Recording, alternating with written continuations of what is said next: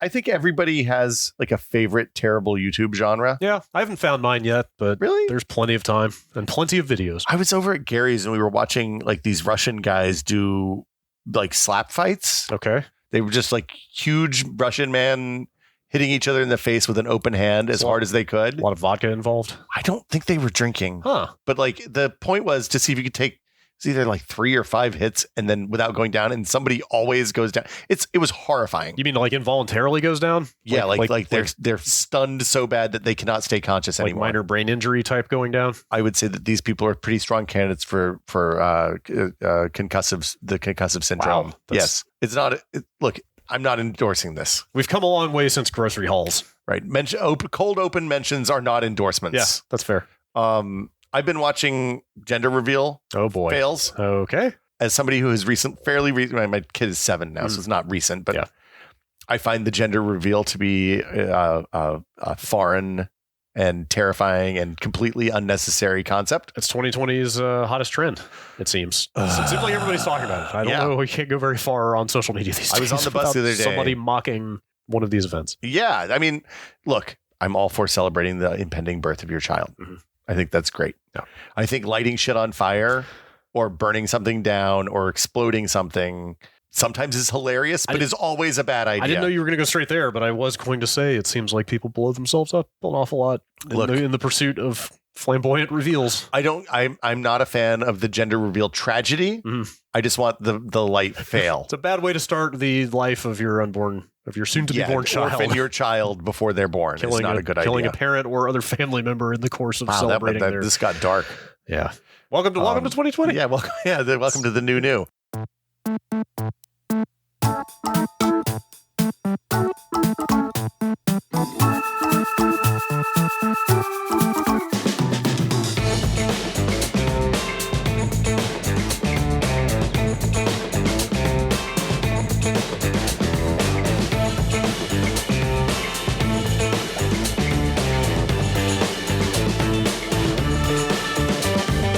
Welcome to another episode of Brad and Will Made a Tech Pod. I'm Will. Thanks for having me. I'm Brad. Why are you thinking your name's in the title? Always a pleasure to be here in my own house. I was welcoming them, not you. At my own dining table. You're welcoming with me. This table has been in my family for since at least the 70s. Did it make the journey across the continent? This is my grandmother's old. Oh, really? You could find a picture of me at the age of like 6 in my underwear reading the Sears catalog, looking at pictures of Nintendo games. Oh man, I have my grandmother's old dining room table chairs. Okay.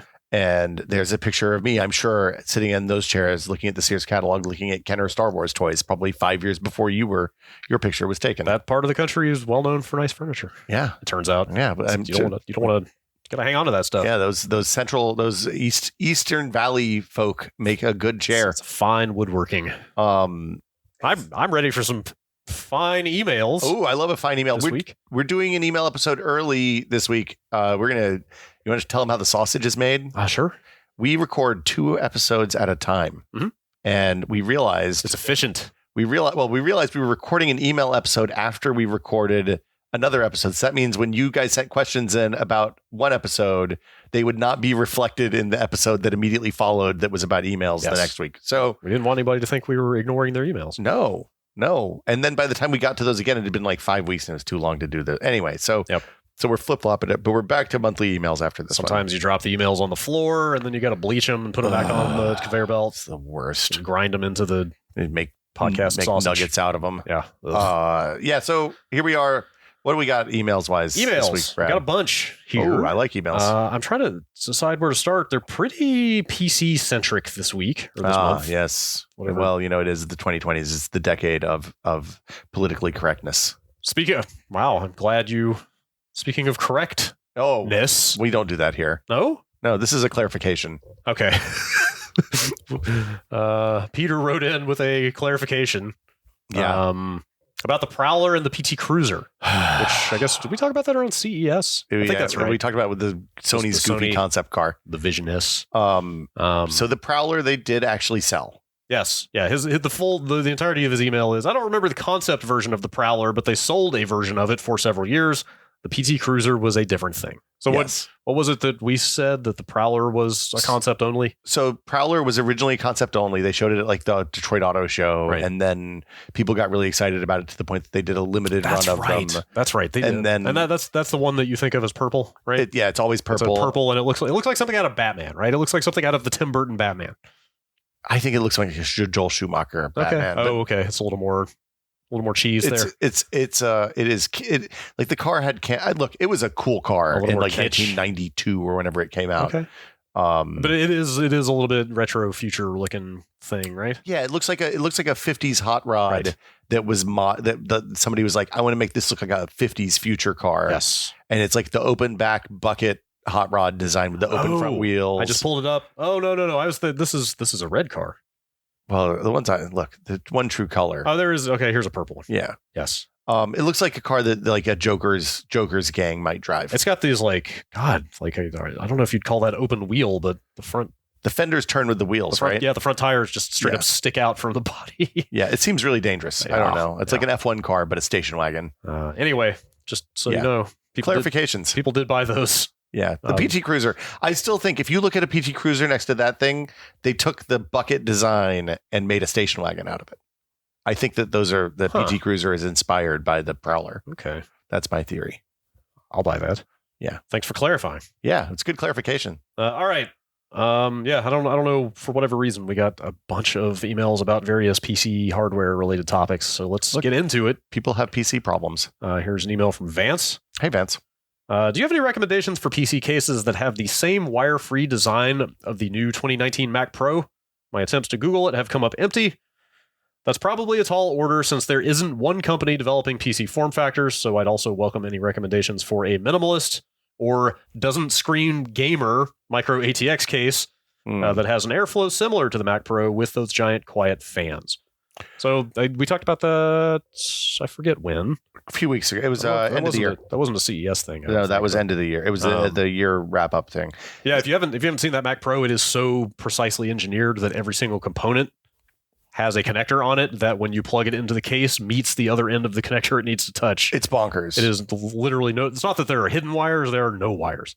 It's wild. But he's right though. Like that's the kind of product that does require the insane amount of precision planning of a single company, right? Setting out to do that. You're not going to get a bunch of off-the-shelf PC parts from different manufacturers that are going to fit together that way. I mean, the thing that might happen is that people change the PC case designs. Like over time, the standards evolve so that like the power that's required for a video card comes through the PCI Express slot rather. But there's problems with piping a lot of power through a motherboard design, and that it causes noise, and that causes problems and all that. So like Apple clearly spent oodles of money developing that stuff.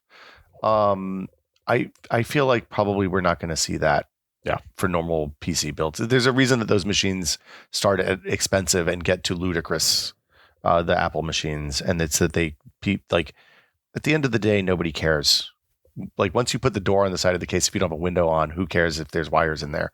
I mean, most modern cases, from what I've seen, are pretty good about cable management anyway. They let you route and hide and kind of keep a pretty tidy space in there. So they asked for case recommendations. Fractal Design does good cases that don't look like gamer cases. My last two cases were both Fractal, and I've been very happy with one of them and pretty happy with the other. So I can give a pretty strong endorsement. Corsair's line ranges from pure gamer, like lots of lights and fans in the business, and like smoked glass sides. I don't know. I mean, I'm whatever. I don't want to like rain on anybody's aesthetic parade. Yeah, but it's really not my thing. So like, I want my computer. I've said it before. I want my computer to look like a refrigerator. I just want it to look like a relatively sleek, not very outlandish. I just want it to look like a nice, like brushed metal or black kind of monolithic box. I had a conversation years ago with Rahul Sood, who started Voodoo Computer, and they were doing like really high end, like super good cable fold. Like they hired an origami master to teach them how to fold parallel ATA cables back in the day. That sounds amazing. And to like work out how to best to route the cables so that they're invisible. Wow, that's with the big ATA. wide ribbon cables. Like the flat IDE. Yeah, flat IDE cables. Remember when rounded cables came about? Oh yeah. Remember what a revelation that was? I didn't like them. No, because you couldn't route them well because they were too stiff because they were round.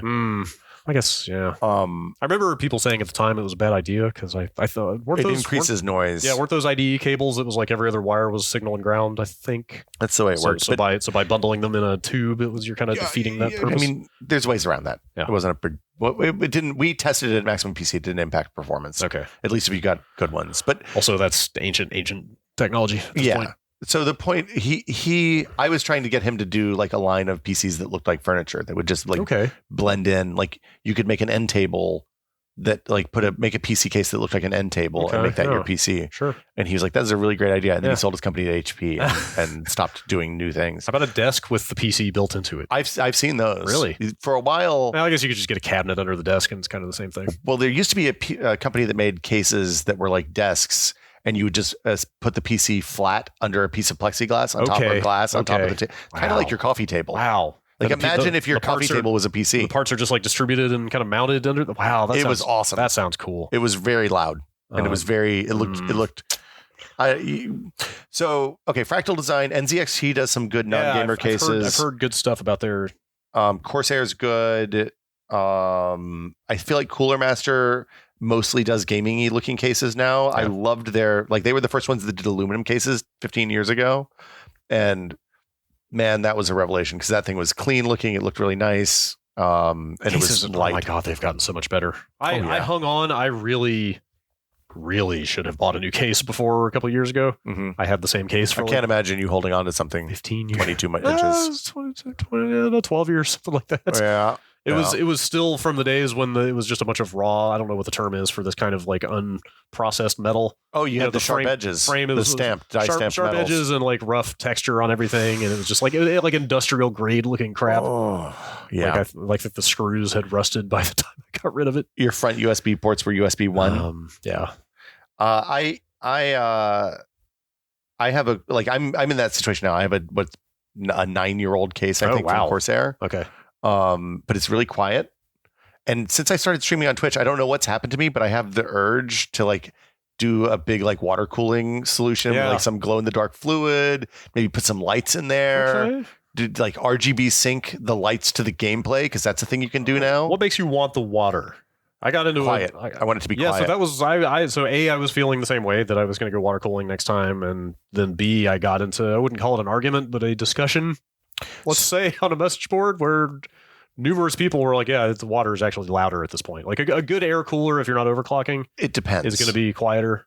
So I have a 2080 Ti in my machine, and that is a notoriously loud card. That's probably louder than any. Because you want to water cool everything. I want to water cool. I have an all-in-one on the CPU, which is fine. It's like a double radiator, double fan radiator, 280 millimeters, and it's quiet. Like I can run the CPU full speed, overclocked, whatever. It doesn't matter, and it doesn't make any noise. The GPU, the moment that thing spins up, I know it because it sounds. If I don't have my headphones on, it sounds like a jet engine. I didn't think about having a loud video card and water cooling both of them. Yeah, so you have if you want quiet, you have to cool the video card and the CPU. Yes. And like then you're dealing with like building your own, like there's nobody that makes an all-in-one video card and CPU cooling solution. Really? So you have to build your own loop at that point, and then it becomes a whole different process. And I don't know if I'm ready for that. Yeah.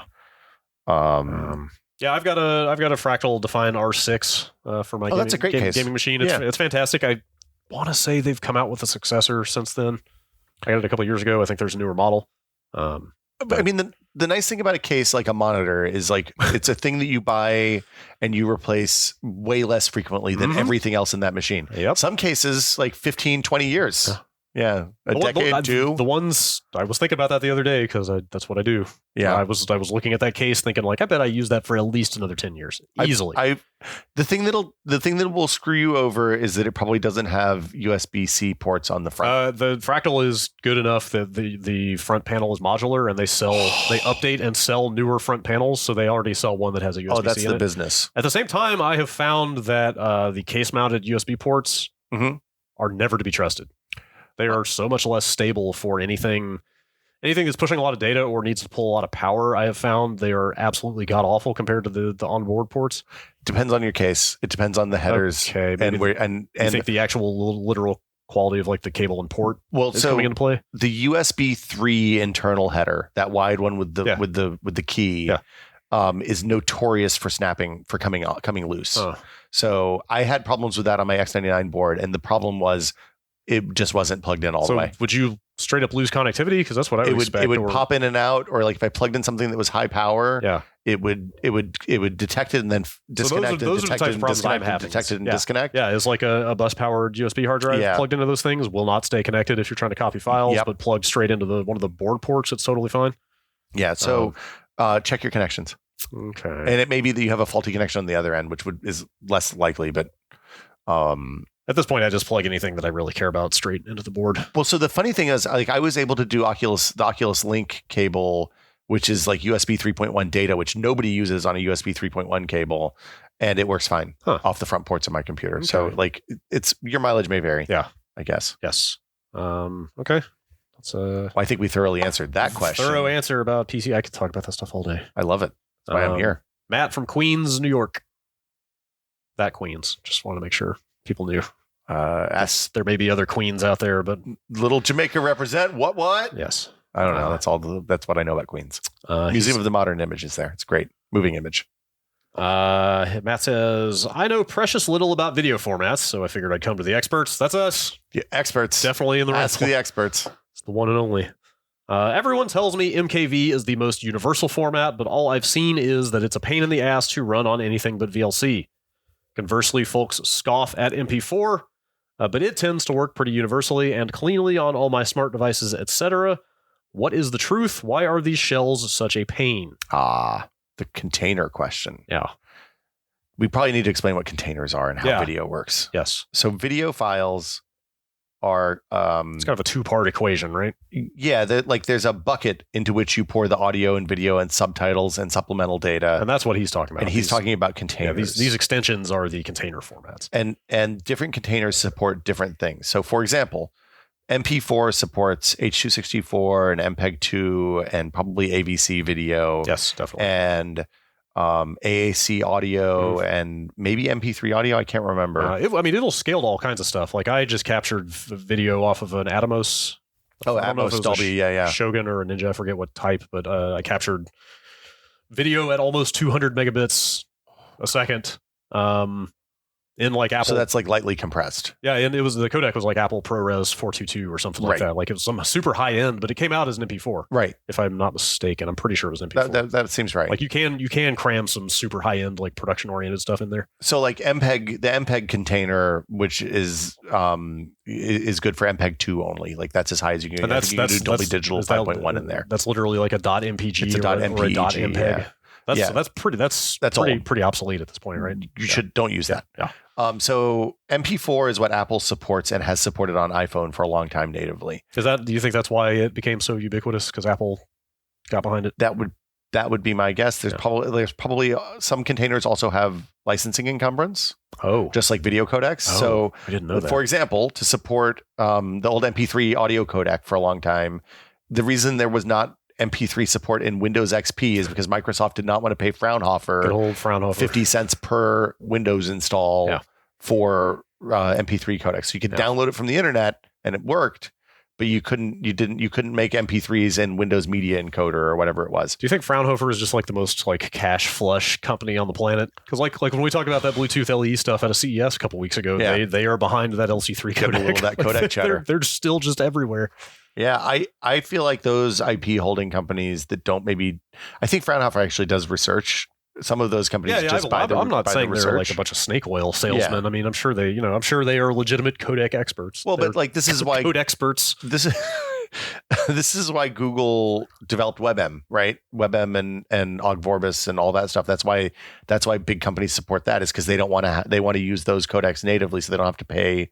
So YouTube doesn't have to pay to encode the videos, and Android doesn't have to pay to decode the videos. Right. So anyway, the TLDR is that MP4 supports has pretty good audio and video support, but is lacking on subtitles and also like film quality movie containers. So like you can't put a true DTS HD stream in an MP4 container, but Matroiska MKV, no problem. It'll take whatever subtitles for days. That's and soft subtitles. Yes, in case you are looking to pirate a bunch of anime Well, with fan subtitles, MKV is for you. you can just so also if you want to rip a bunch of DVDs and you want to save the director's commentaries that are on there, MP4 doesn't let you do multiple audio streams. There are definitely other use cases as well. For sure. So like when I ripped, like ripping your movies, ripping Blu-rays to your Plex library. Yeah, you can stick the audio commentary in there as well. Well, quite easily.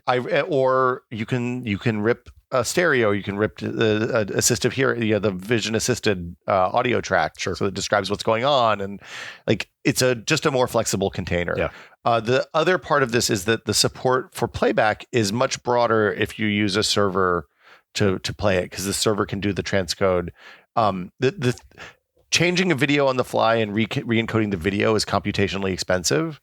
Changing it from like an MP4, like taking a Matroiska container, an MKV container that has all the stuff you want, and then only putting the two streams that you need and the subtitles burned in is a much lighter computational task. Yeah. So like then you can play it natively on the iPhone or the Apple TV or whatever it doesn't support natively. Yeah, I'm glad you brought that stuff up, because if you care about this stuff and you want to learn and you kind of get your feet wet. That's the feet. Hands dirty, feet wet. The feet are what go in the water. I got my feet wet the other day. Soak your feet while you're playing with video formats. I would, no matter what OS you're on, I would highly recommend downloading FFmpeg. Yes. I mean, you mentioned before this, like Handbrake. Handbrake is great. Handbrake will give you a GUI that can do a lot of this stuff too, but I've experienced something of a command line renaissance in the last couple of years. Okay, I'm really into the flexibility of a command line. But FFmpeg comes with some other tools.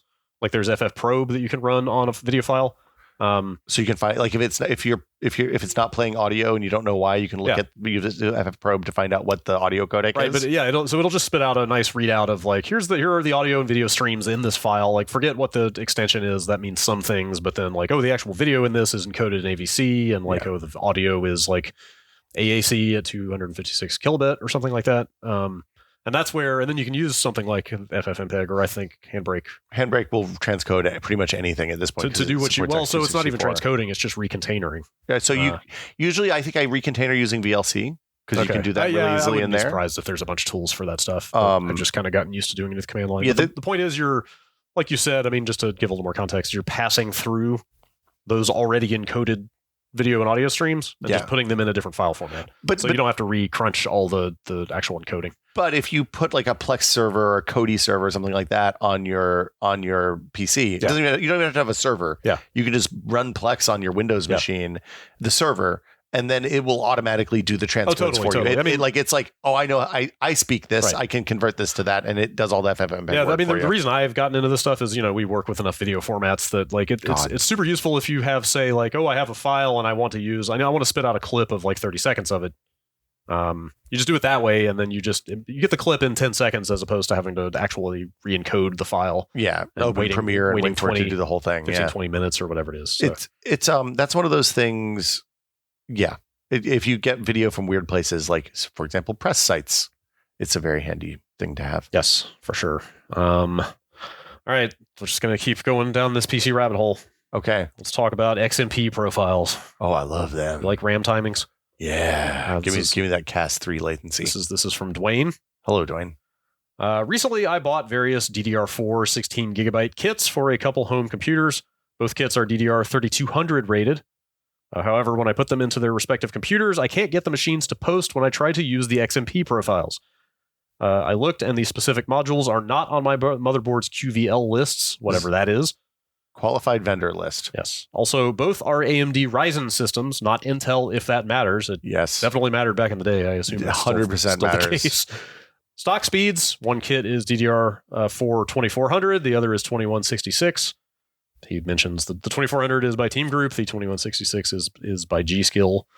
If I use a utility like CPU-Z, I can see the SPD information, and I see various JEDEC. Do people pronounce it that way? JEDEC, yeah. Type profiles. And then on another tab, I think I see what is the actual timings the memory is running at.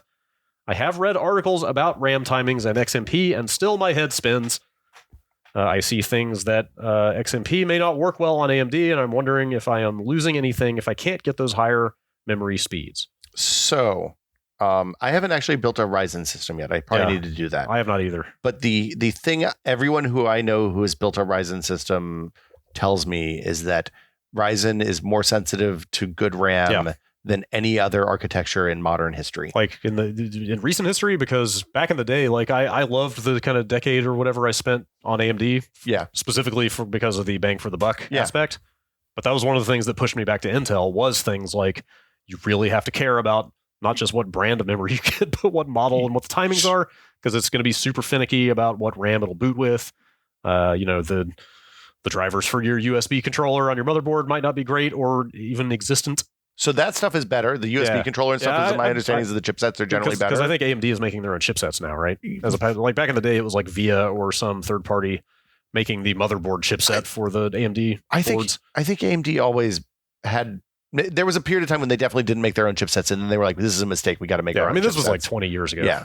So with the Ryzen specifically, they're really sensitive to RAM timings because of the number of cores and stuff that you have on there, the amount of data that goes across those buses. That makes sense.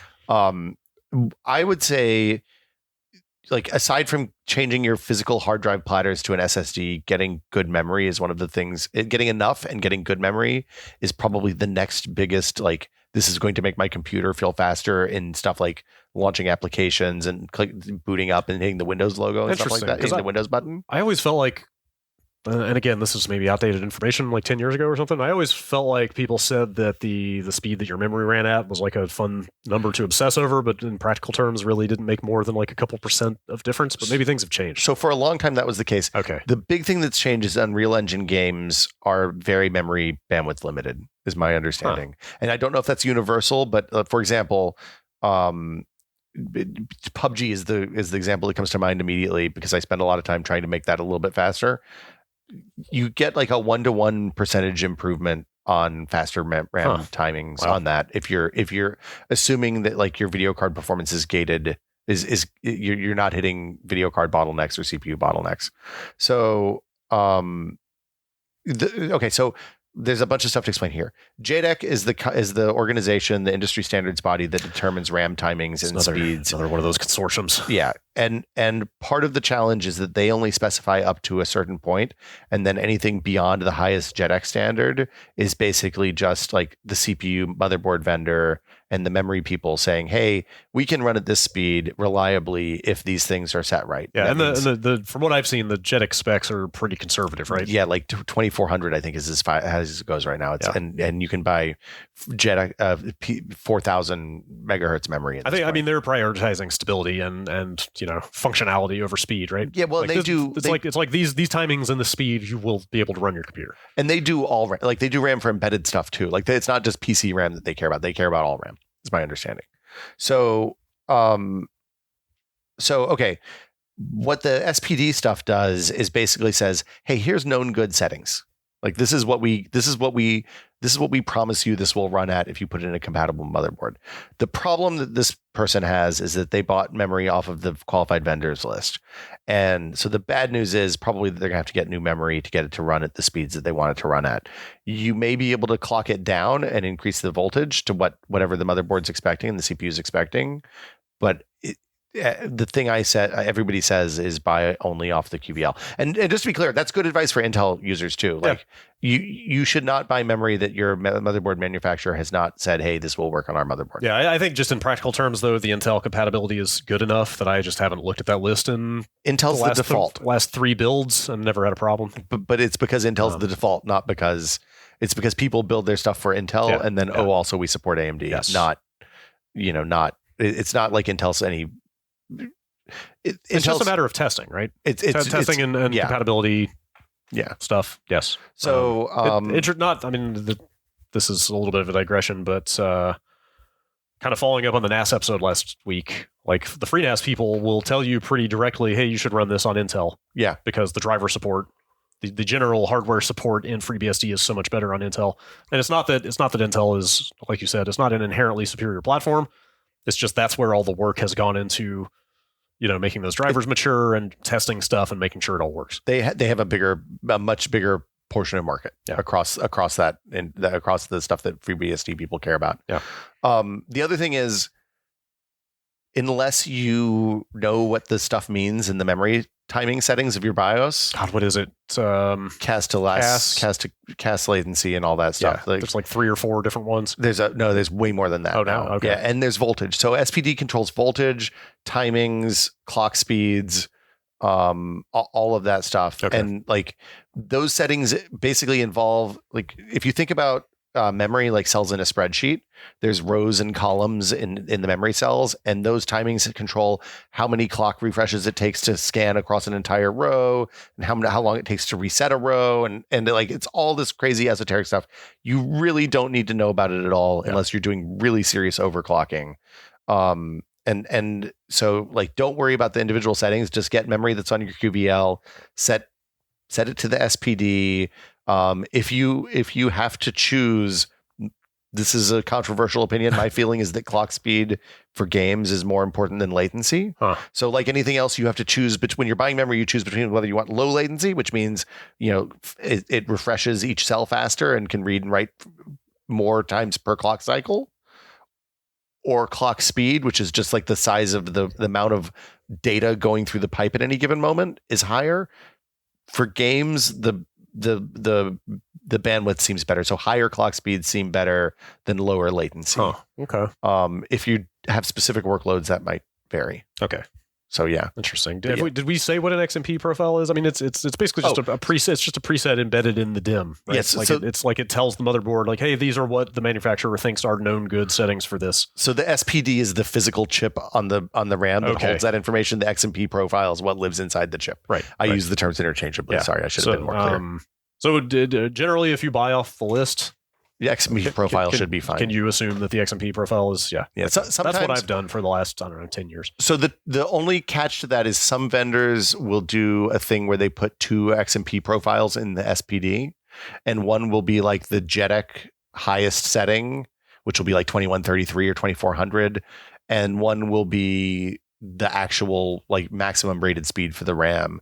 And then like the other thing is, generally it's better to buy, you want to fill all the channels in your motherboard. So if you have a dual channel memory motherboard or a quad channel or a tri channel, you want to get the right, like you want to put 3 chips in there. Because if you don't, then you'll run it at 2/3 or half or whatever the speed. You want that interleaving. Yeah. But also more sticks. Like if you can avoid populating all the slots, you're probably better off, because that tends to make it a little bit less stable. Yeah. Indeed. All right. That's a lot about RAM. Yeah. Memories. How about... I don't know any more of that song. Here's an email from Terry. With the advent of VR, I now want my desktop in 2 places, the living room for VR and my office for more workday uses, which is 2 floors away. I'm fine putting the PC in either location, but would like to be able to use it in both, and preferably be able to power up and down from both locations. Any recommendations on how to have one PC power both setups within one house? And he didn't mention it in the actual body, but the subject line of the email is long distance KVM options. So he wants to do VR in the living room and play games upstairs. That sounds right. And use the upstairs as a real computer. Yeah, the rooms are 2 floors away, but he wants access to the PC in both. So is a KVM what I think it is? It's just a switch for keyboard, mouse, and video, it's right? It's not just a switch. That's the thing. Is there more to it than that? I've never used one. So a KVM, people use them in server rooms a lot, because if you have like 20 servers in there and you want to be able to plug them all into one monitor and mouse and keyboard, then it makes it easy to do that. So what a KVM does is it basically shows up as a keyboard, mouse, and monitor to each of the computers all the time. And it switches. So it's like a translation layer almost. It doesn't actually translate, but a KVM, a switch, if you hit the switch to switch between 2 machines, is going to turn it off on one computer and turn it on the other computer. Okay, in this case, I'm guessing the non-active computers are just getting like a null signal on all those. Yeah, that's just nothing's happening on the mouse and keyboard. But they still think something is there. They still think it's connected. Interesting. So the problem with that, especially for people who are doing gamers, is it adds latency for gamers. Ooh. It also means that any of the extra keys on your keyboard, or any stuff like if you have an RGB keyboard that has lights and fancy buttons and stuff, none of that stuff's going to work anymore, because the KVM is just going to strip all that stuff out on the way through, and your computer won't even see that it has the right keyboard attached. So, there's ways to do this. There's not great ways to do this, unfortunately. Like you can't You can't pipe VR stuff over the KVM because it'll add too much latency and it probably won't work right. You might be able to do a really long HDMI cable or a DVI cable and like pipe that stuff over USB and DVI over Ethernet. You might be able to do. I kind of wanted to include this question because we talked about it a little bit beforehand. I'm curious if anybody has solutions for this. The other thing you could do is put the PC in the living room and then use like a remote desktop type solution, like an NVIDIA Shield type thing. Have a real light client in your office that just remotes into that computer. But that's not a terrific solution. You can always run some 30-foot cables. 30-foot cables might be this. Brad, this is your time to shine. Stress test. But you can do. I don't know if you can do the speed that you need across like a HDMI and USB over Ethernet solution. But that might be a valid solution too. You'll have to look and see. It might just be cheaper to build two computers. I didn't want to suggest that, but that seems like if you could stomach the cost, that is probably the actual best solution. Like and with like Steam Remote Play and the NVIDIA Remote Play stuff, if you have an NVIDIA card in your gaming computer, you can if you have a wired network, that stuff works really well. Yeah, I think if he didn't want VR specifically on one end of this, then this would be a lot easier to answer. You could just say, "Hey, do Steam Link." Something like that. My guess is that the VR has to be plugged directly into the PC for it to work right. Yeah, but I don't know for sure. I haven't tried that. I would believe that. I would be curious. Post in Discord or whatever, and let us know if you have a solution, or add us on Twitter. Yeah, because I'd be curious if anybody else has tried something like that. Yes, we'll share it next week or week after, actually. All right, this is a fun email. It's very long. Okay. It's full of jargon, which I love. Ooh. And the person requested to be anonymous because it's about their job / place of employment. Ooh, secrets. Yeah, but I found this stuff pretty interesting. I just listened to episode 16 and thought I heard Brad mention he was very curious about microchip manufacturing processes. I sell consumable products used in the parts of the wafer manufacturing process. The wafer. I love a good wafer. What's your favorite wafer? Nilla? Oh, I don't know. Yeah, that's pretty good. Like a Necco wafer? Like a Captain's wafer? Yeah, that's pretty good. I like does a Stroop waffle count as a wafer? Oh, man. Those things are the business. Yeah. Sorry, what were we talking about? I just want some Stroop waffles. I want a Stroop waffle. Kind of always in that state, though. Yeah, that's true. I can speak very little bit about two parts, back grinding and dicing. Ooh. Which are part of the back end or assembly portion of the process. And the wafer is a giant sheet of chips that comes out of the fab, right? It's a giant disc. Just to be clear. It looks like it's a perfectly flat round. If you ever are in near Intel's headquarters, there's a museum open to the public where you can see like the different dies naked as they went over. It's worth driving down there sometime. Are they in the valley? It's there in the valley. You can just walk into the front door and like it's open to the public. There's a gift shop. And yeah, like you can see all the different, like it starts with the 8088 and 8086 and like goes forward. It's super cool. And those early chips are like, they're big enough you can see the circuits, right? That is extremely up my alley. Yes. I need to go see that. All right. Back grinding is where the wafer is thinned by grinding away the backside, typically from around 750 micrometers to anywhere from 200 down to 50. Wow. Depending on the device type. This is done using a diamond resin bonded grinding wheel. Ooh. Deionized water is used to prevent contamination. Also, a protective tape is typically laminated onto the front side of the wafer substrate. I love the word substrate. Mm-hmm. Oftentimes, this tape has adhesive that reacts to UV waves. So when the tape is mounted to the wafer, it has a strong adhesive strength. Once the wafer is back grinded to the appropriate thickness, the wafer is placed in a curing machine where UV light passes through the tape. This curing process drastically reduces the adhesive strength, which makes the delamination much easier. The next step after back grinding is dicing. The wafer is mounted onto a dicing tape, also often UV tape, where it's then cut using either mechanical blade, typically diamond, or high-strength laser. Wow! After the wafer is diced, each die is inspected, the UV tape is cured to make it easy to pick up and then placed in a package or PCB or what have you. Both of these steps require clean rooms and every step is automated. Though I have heard of process engineers working on prototype designs who didn't have access to a UV curing machine, going outside into the Northern California sunshine and using the sun to cure some wafers. Wow. It would just take about 10 or 20 minutes instead of the 60 seconds it takes with the machine. Clean rooms aren't used only during wafer processing, but even backgrind and dicing tapes are manufactured in a clean room environment since they're coming into direct contact with the wafer. Speaking from personal experience, those suits can be quite uncomfortable. Well, the more you know. Yeah, That's fascinating. So, yeah, that's some cool, some kind of stuff around the fab. It's my understanding is that the because we've gotten good at making big wafers, like huge wafers, like 2 foot, 3 foot wide wafers. Oh, is that big? They're big. Oh, no. I'm saying, is that considered big? I think. For a while? I mean, I thought they were like 5-6 feet. I have seen them that are like not full arm strength or arm stretch. Okay, like 3-4 feet maybe. I don't know. I'm bad at sizes sometimes. Do you know why they're round? Because aren't you wasting material? Well, I guess it doesn't matter if it's just extra material. The chips are tiny, so it's just like. Yeah, I mean, you're always going to lose stuff toward the edges, is my understanding. Okay, so my guess is it's round because it's easy to manage. Okay, and maybe because the grinding process is a spinning like a process. Circular I don't know thing maybe. Write in techpod@content.town. That's fascinating. That was really fun. I would love to go to a fab. I don't know what I would do there. Keep at this. Maybe somebody will ask us to come up. Cool to see that stuff. Hop one of the Intel flights to Beaverton. Yes. Let's see. Here's an interesting one from Ryan in Medina, which is near the Cleveland, Ohio area. Oh, next door to Funky and on the other side of Cold, I believe. Yes.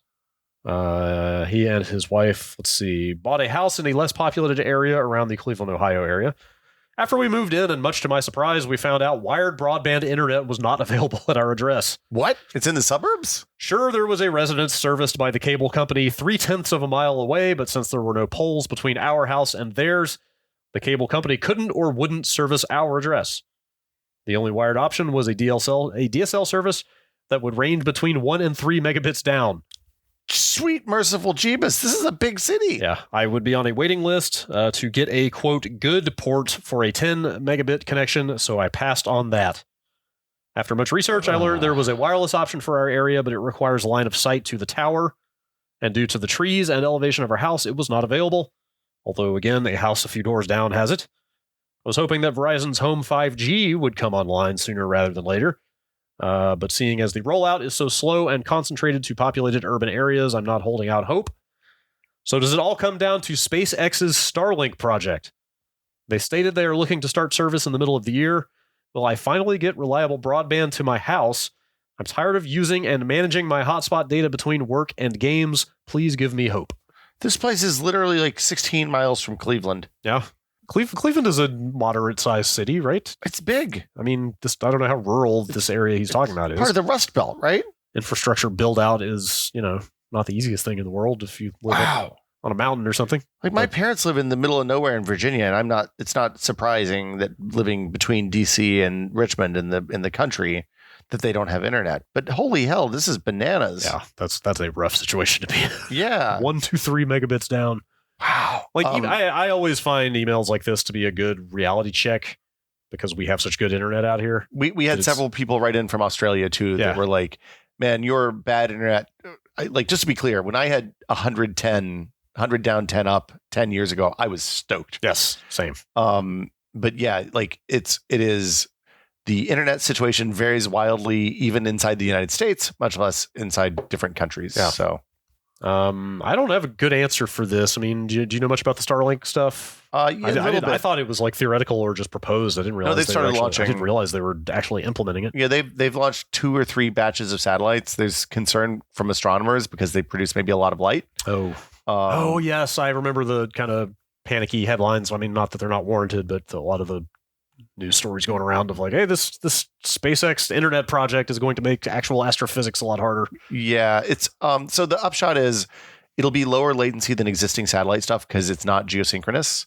So like the current, like the Hughes satellite that everybody's had and that was used on airplanes and stuff for a long time is satellites in geosynchronous orbit, and as a result, the geosynchronous orbit is very far away versus low Earth orbit, which is like 100 kilometers straight up.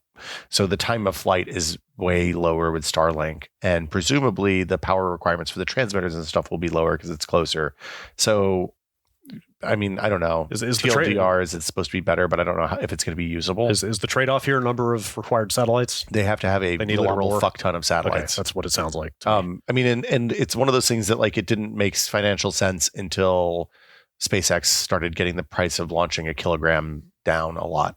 Do you know what it's at now? No, Okay. I saw something the other day. I was like, wow, that's surprisingly cheap. I always heard it in pounds, but wasn't it like classically wasn't it like $10,000 a pound or something like that? At least Yeah. that was I think that was the goal for the space shuttle that they never got close to. Okay. But by reusing the rockets there, the upshot is by reusing the rockets and the fairings and as much as they can, things are much cheaper to launch now, which is good. More satellites, just going to get that Kessler syndrome going even earlier. Wait, what's the Kessler syndrome? It's Is this about Matt? no, Okay. I don't think it's named. We could ask him. He might have something to do with it. It's basically a runaway. It's a runaway cascade of debris in orbit, causing more debris in orbit until Everything's gone. Until there is just a shell of whirling razor blade sharp metal shards flying around the Earth, and we can't launch any more satellites. The gravity thing. Yeah. Yeah, I saw that. Basically, George Clooney was great. The idea, the idea Sandra is, Bullock. Yes, the idea is enough stuff in orbit gets destroyed, and because things in orbit are moving very fast, Yeah. and if instead of a satellite it gets turned into just a cloud of jagged metal, then it collides with more stuff, and then it's a runaway effect of Do you think things in orbit destroying more things in orbit until everything is just razor blades. So this is like a Scott Manley / Kerbal question, but do you think we launch all? Like everybody launches their stuff to go in the same direction because of the way the Earth spins. Oh, Because like it seems like if somebody launched one thing that goes the other direction, that might be real bad. maybe. Well, I may be very much talking, and I definitely am actually talking about it out of my depth here. But isn't it easier to reach escape velocity if you launch with the rotation of the Earth? Yeah, I think that's why all of our launch. I think that's why we launch out of Florida rather than California. Well, I think that is because it's easier to launch near the equator. You need less force, right? And that's the like. But that's because the Earth is spinning more at those latitudes. It's spinning faster. Yeah, I think that's right. I played a lot of Kerbal. Played none. So I'm an expert. I played none, so I'm even less of an expert. Oh wow, you should play Kerbal. It's really good. Yeah, I should check that out. It's a hot new title. Yeah. I think. Do you think that's it? Do you think we gotta? Do you want to do? You want to do one more? Got anything else? Let's see. Yes, here's one more email. Okay. It's from Carlos in Memphis, Tennessee. This, based on our pre-show chatter, this sounds like a controversial topic. I was listening to your most recent episode about CES and Beyond Meats when one of you mentioned that you can't make meatloaf without beef and pork. That piqued my taste buds because my wife's family recipe is beef only, and we both enjoy it. Although now I feel like I've been missing out. Is there a particular recipe for meatloaf with beef and pork that you recommend? I have to confess, I'm in the same boat. Wow, really? As him. I'm pretty sure growing up that our meatloaf was beef only. Well, so growing up, my mom made microwave meatloaf, which is a nightmare. It's just a pile of ground beef with some tomato sauce and a little bit of vinegar and maybe Worcestershire mixed up in the tomato sauce. But this is not off the shelf product, right? It's still homemade. Oh, homemade. Just cooked in the microwave. You cook it in the microwave oven. Ooh. In a pile. It's not even in like a bread dish. It is. It's not even a loaf. Let me tell you. I did not like meatloaf until I went to visit my friend Justin in Phoenix, Arizona in college. Yeah. And his mom was like, hey, we're going away for a couple of days. You guys have the house. Don't burn it down. I made a meatloaf for you. I was like, oh, shit, I don't want meatloaf. You didn't know what you were missing. And I had a slice of meatloaf. I was like, this is a taste sensation. Yeah. There's so much stuff. So I got the recipe from her. It's a hearty home cooking kind of thing. She did it with ground beef and like a pound of Jimmy Dean sausage. It was her pork. Wow. Over the years, that recipe involves draining the grease off multiple times throughout the baking process so you don't light the oven on fire. Okay. We have switched to the America's Test Kitchen recipe, which uses pork, beef, mostly beef. It's like, I don't remember off the top of my head. You can look it up on the internet, but their recipe was like 2 parts beef, 1 part pork, half a part veal. Ooh. I'm usually down with eating small animals, but the veal is a little rough, so we don't usually do the veal. But just the pork and the beef is real good. And it gives it a little bit more of a, I don't know, it just has a little bit more of it has a porky flavor. Who doesn't love a little pork? Oh, yeah. Yeah, that's where I'm at. What's your feeling on ketchup? Does it belong? I like a glaze that is based on ketchup. Okay. But I'll put like a little cider vinegar, some Worcestershire, maybe a little brown sugar, molasses in there, mix it all up, heat it up. I want to fill that out a little bit. Yeah. So the other controversial thing about the American Test Kitchen recipes, they do a mound too. They don't do it in a thing, so it can drain. Huh. So you don't. It's not super greasy. So are they not binding it with like bread crumbs or something? Yeah, there's panko. Okay. Panko. I don't think they do mushrooms. I like a mushroom in there. Ooh. But like a panko, an egg, egg yolks. I haven't eaten lunch yet. You need to make some meatloaf. Sounds really. Got to get out of here. The best part about the meatloaf, go make some meatloaf is the meatloaf sando. Though. Ooh. You get a nice crusty French bread, slice of meatloaf, yes, some mayonnaise, some ketchup. A meatloaf sandwich, as a wise man once said. Yeah, that sounds really good. Thanks for sending the letters, everybody. Yeah, we got a lot of good ones this week. Yes, we did. We got more than we had time to read. We will do Save some for next time. More Q's and A's in another month. But if you like the show, send us a message on Twitter. We're Sweatpants Tech Pod, or I'm Will Smith. Yes, I'm Brad Shoemaker. iTunes reviews are good. iTunes reviews. It turns out, telling your friends. Yeah. I saw a lot of people telling their friends on Twitter about the podcast this week, and that made me very happy. Yeah. So keep that up. Let's get Sweatpants Tech Pod trending, so people are really fucking confused. Highly gratifying. Yeah. To know that anybody listens to this. Yeah, that's exactly it. We'll see y'all next week.